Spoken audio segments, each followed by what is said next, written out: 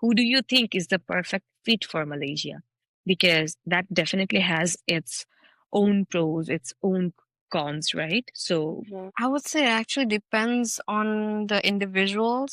কারণ এমন আছে যারা like Malaysia, I would say a middle point to the other parts of the world. Because ওখান থেকে তুমি mhm, ট্রান্সফার নিতে পারবা। তারপর আমেরিকান স্কুল আছে যেটার থ্রুতে তুমি ট্রান্সফার নিয়ে আমেরিকাতেও যেতে পারবা।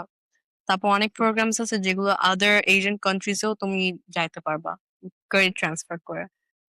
ফর দোজ পিপল হু কখনো যারা মানে একা একা কিছু করে নাই, ট্রাই আদার মানে Malaysia. It's a bit easier than other countries since work prohibition আছে.